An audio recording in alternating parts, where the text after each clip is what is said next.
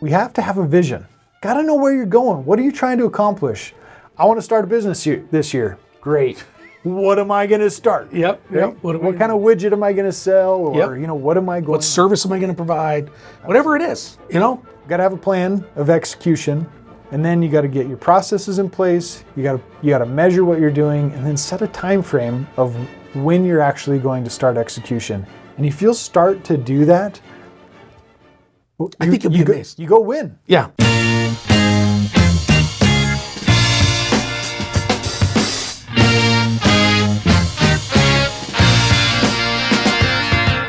All right, welcome back. I'm Jason Andrus. And I'm Colter. And we are the Massive and Passive Income Show. Yeah, we're excited to talk about the keys to execution today. I love that. Just that topic makes me excited. So, well, then let's dive into it. Let's execute. Let's make sure that we make it all the way to the end so that everybody understands that we know how to get it done. There you go. At the end of this episode, like, man, they didn't execute anything. Then we'll have to do another episode.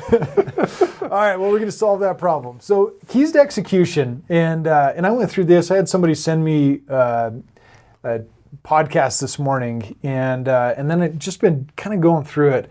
But the keys to execution, and I've read so many management books and so many different articles, and like, this is how you get it done.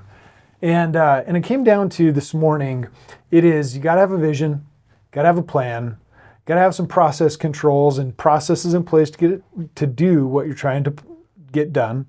And then you got to measure in the meantime of that being completed. And then you got to have a time frame that you're going to do it in. And what's crazy about all that is everybody's good at this one. Everybody fail. Yeah.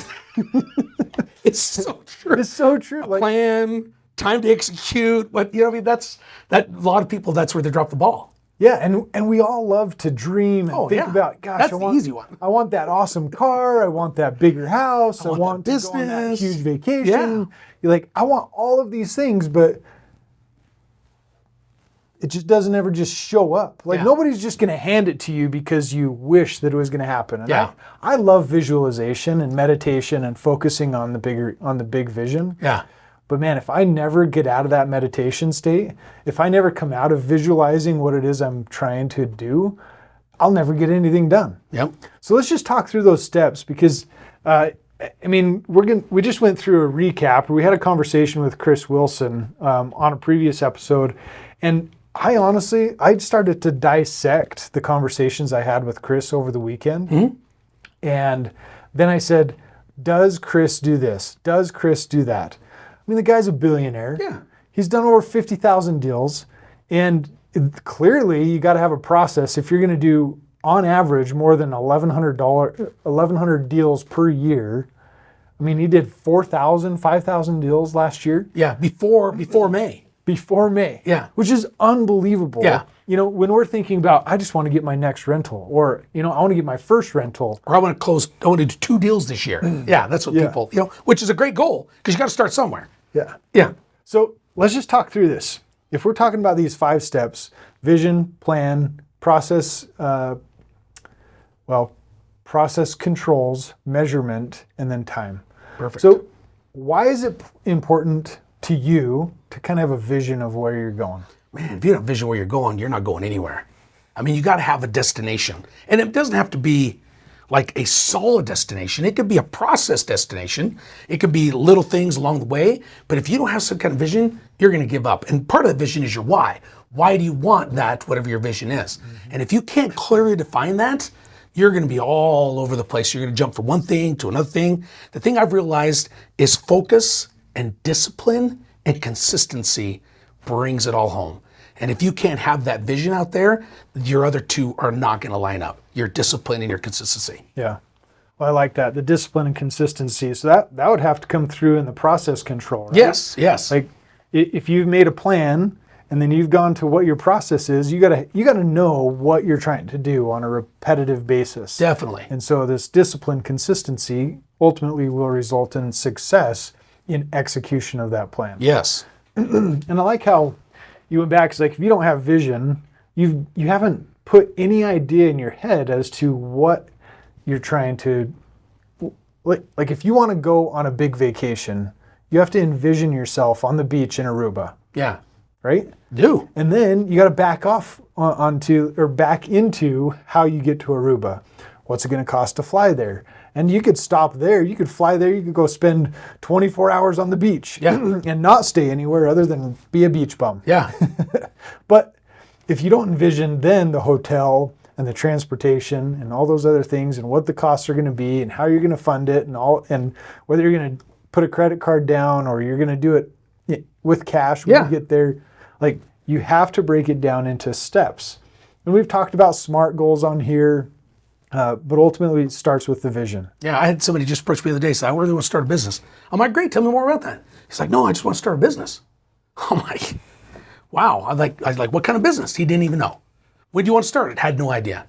I'm like, well, that's great. You got a gold star business, but there's so much more to that. And I guarantee you a year from now, I'm going to run into him. He's like, man, I'd love to start a business. Because that's all he's got so far. Yeah. Yeah. No vision. Well, but he started there. He started there. So maybe one day he'll say, you know what, I want to sell shoes. Yeah. Yeah.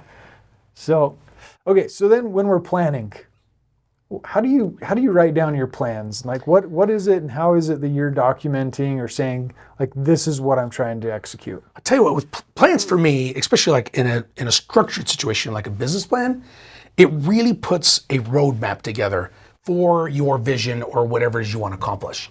You have things that you want to accomplish. You have timelines. Planning out even the next week, the next month, the next year. Like I told somebody the other day, they did have a business. They had some things they want to set some good goals, and I'm like, I want you to write down a year from now, you're going to have a corporate meeting with everybody in your corporation, and it's just him and his family. Where do you want to have that? He's like, I don't know, at the house. No. Where do you want to have that corporate meeting? Because it could be a complete tax write-off. And then he had to think, and then he got back to me a couple of days later. He's like, I want to have it in Florida. Great. Where at in Florida? He's like, well, man, I'd love to take my family to Disney World. Great. What else is Disney World? So we defined that down. I said, so a year from now, you're going to have a corporate meeting. You're going to have all your board of directors, everybody there, and it's going to be at Disney World in Florida. Awesome. So I said, now let's back into some other things. So it's the planning part of it. I think people forget. They forget how important it is to plan.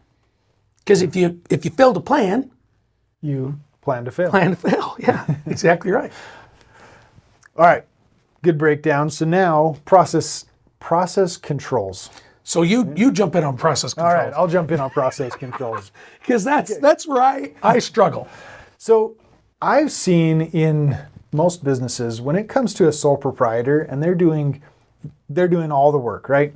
They're selling, they're invoicing, they are executing, they're delivering the product, they're doing all the work. Bill collecting. At the end of the day, they are the system that has to deliver the end product to the customer from first conversation to the end product. So as a business scales, then you have that same person, that sole proprietor, that then goes to 5 people. They now have 4 to manage. And then they go to 10, and then they go to 15. And then they have to decide, okay, am I going to assign supervisors? Am I going to create managers? I've got human resource issues I got to deal with. I've got my accounting and my processes there. And I've got to do reconciliations of the bank account. I have to do X and Y and Z to make sure that my business stays stable. Yeah. And when I think about process, you split it into 3 different categories. You have your operations, you have your finance and administrative, and you have your sales and marketing. So if you can focus on those 3 things and then break those down into basic steps of what needs to be delivered, you now have processes that say, okay, if sales and marketing does their job, that means we've sold a product. Maybe it's a $10,000 product, okay? That's great that they sold that. But if we deliver a $4,000 product from operations, sales and marketing isn't going to get a very happy call. Yeah. Right? Or if we deliver the $10,000 product, but we never send them the bill, it's going to be really hard to stay in business for very long. Yeah. And so each of those rely on each other to make sure that a business can continue to run and operate and do so, efficiently or semi-efficiently, but you have to give attention to each. And each one relies on the other. So this process control is to make sure that each knows their role and responsibility.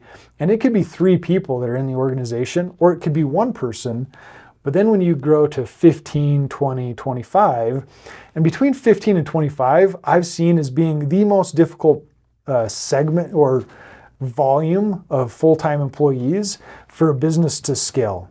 It's after 25 when they really start to accelerate because they have enough people to create management systems and supervisors so that you can split and you can designate and delegate to those people that need to take on those roles and responsibilities. But that's process, right? Yeah. You've defined these categories and responsibilities that need to be completed, and now people can assume those roles to then be able to scale the business. I remember the first time I hired an employee, I was scared to death. I was doing everything myself, and I'm like, I really need some help. But for one, I was scared to be in charge of somebody else's livelihood.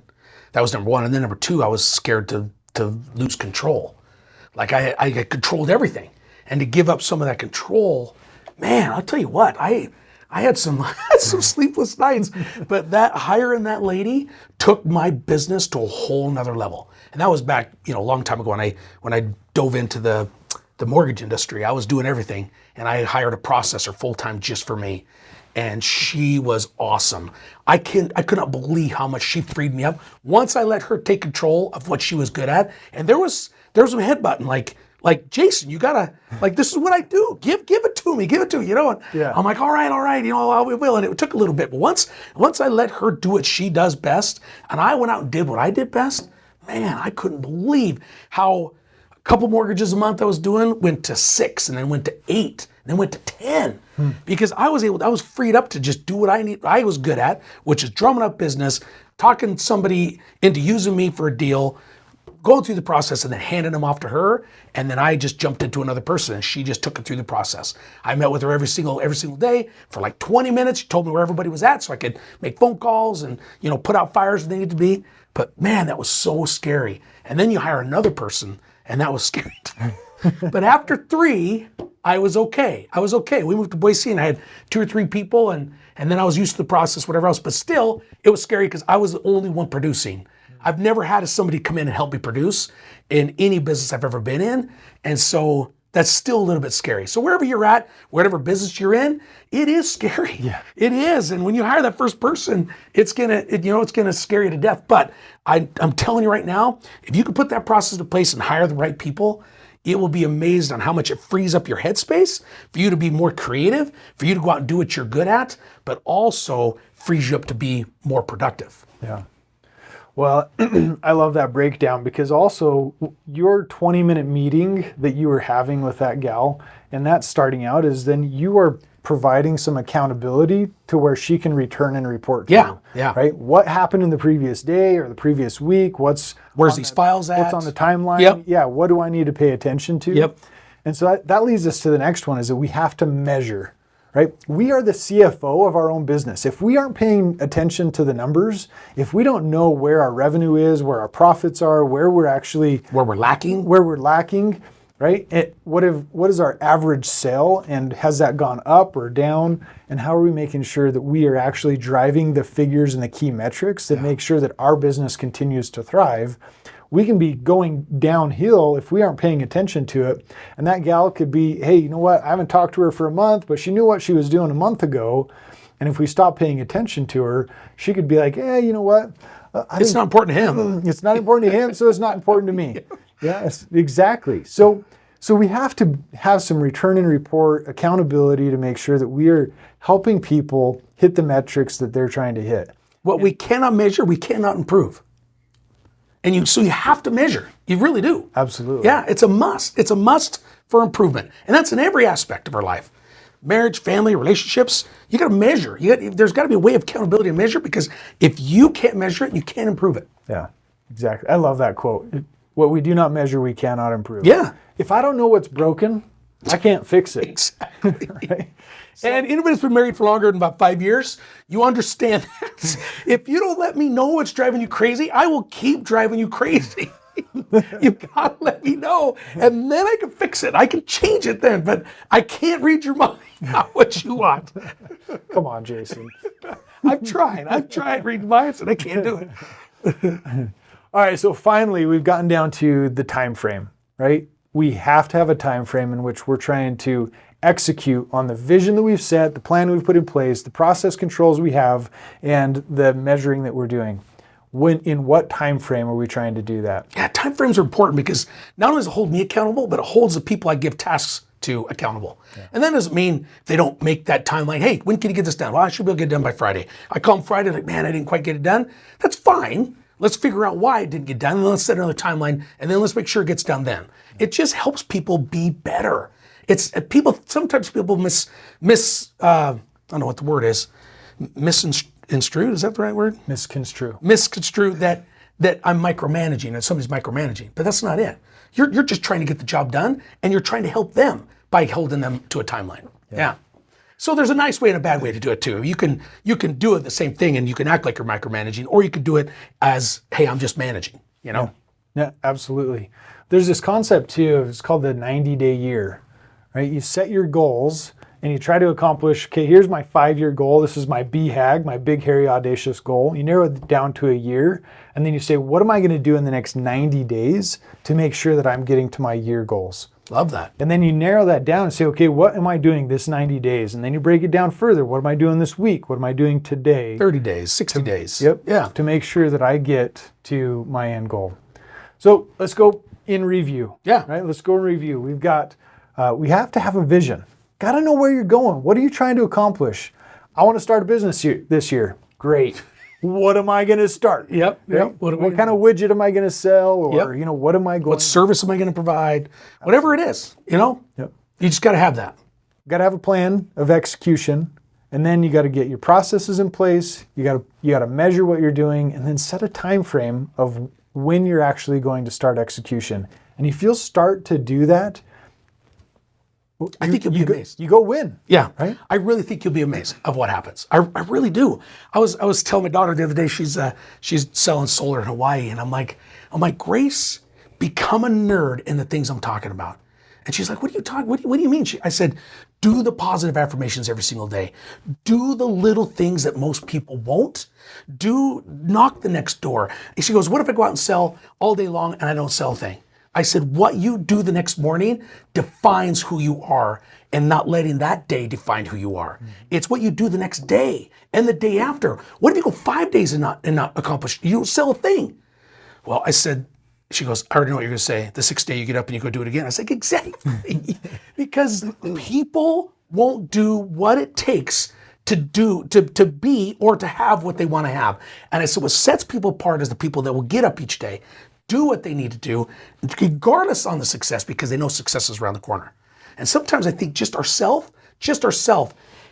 we have to prove to ourselves that we are serious about what we're doing, because so much what we do, we fail at every single day. So it's easy just to be, well, I didn't win this day, so I'm done. That's our body wants, our minds want to do that. I mean, it's second nature to us. But what we do the next day, man, I'll tell you what, you get up the next day and you go out and you work just as hard as you did the first day, or maybe even harder.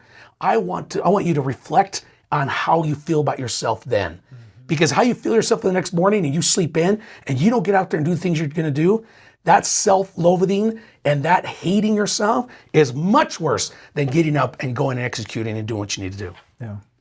Well, and even having that mindset, if we don't switch into that to make sure that we're going after that goal, yeah. Right? And if we don't take those small steps, we know ourselves, because we're making ourselves accountable. We know what we're supposed to be doing. Yep. And we know when we regret not doing, not executing, not creating the life that we want, we know that we didn't do that. Yep. And so there's another concept too, is that, or not even a concept, I think that as we get older and we have more experience and we see all these people succeeding, we're like, oh, well, he just lucked out. Like, he just walked into that, or you know what? He's born with a silver spoon in his mouth. Yeah, like the home run showed up because he looked positive in the mirror. Like, yep. At the end of the day, the home run is not just going to show up. Right? It is not going to just land on our plates and say, hey, congratulations, you existed up until you were 35, 40, 50 years old. And now, congratulations, here it is on a silver platter. In fact, I hope people don't have crazy success right off the bat. Because I think the people that go out and their first deal is a home run, I think it ruins them. Well, Because then they're expecting, well, geez, that was easy. I made $100,000 on my first deal. So now everything else is small potatoes. Yeah. You know, I think it's good for us to struggle because then it makes us appreciate and work hard for what we know is around the corner. Well, and I talk about my first set of deals, you know, in 2010, I lost my first 6 figures in 2010, and I call it my Harvard cost equivalent education. It straight up sucked. Yeah. Like, that was not fun. No. But at the end of the day, I learned so much from that, and me having lost that much is like, oh, well, it's just up from here. Yep. You know, Well, like, and you I'm could going to have go find something. you could have given up and said, you know what, this doesn't work. I'm done. I'm just going to go work for some company, and which is not saying that that's bad, but think about what he's been able to accomplish because he took that as, look what I learned. I know the concepts I've learned is real. What happened to me is not of my making, and I just need to go out there and work harder. And look where you're at now. You know? Yeah, it's been small steps. Like, Yeah. the home runs haven't just shown up for me. And honestly, I would say that I have added up more single base hits than I have done any home runs. Yep. And Guess who gets paid more in baseball? The guy who gets more single base hits, or the guy that gets more home runs? Single base hits. They're worth about twice. really, Yeah. Yep. that You have was a somebody. stat I didn't You have know. somebody that's got a batting average, but he doesn't. Every time he hits home run, but he only may hit 1 out of 10. You get the guy that gets base hits, and he gets 3 out of 10. That base hit guy all day long, because if there's somebody on second, somebody on third, somebody on first, somebody's getting home, they know that this guy gets a home run every time. Look at 1 point. This guy, they may get 2, 3, or 4 points. Yeah. Consistency. Consistency. Yeah. I love it. Just a base hit, right? Well, I think we've had a good break. Great breakdown. Good episode. There are keys to execution. Now it's just go do it. Yep. Vision, plan, process.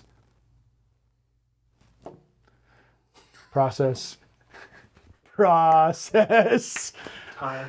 my No, gosh. it's not time. It's process. Process controls. We made it. There you go. It's There you go. process control. There you go. There you go. And then it's measure. and Measure in it's time. There you go. We're going to ask the editor to, hey, editor, will you make sure that Colter doesn't look like an absolute moron on the show here? That's awesome. Well, thanks for tuning in, guys. Glad to be here. It was fun.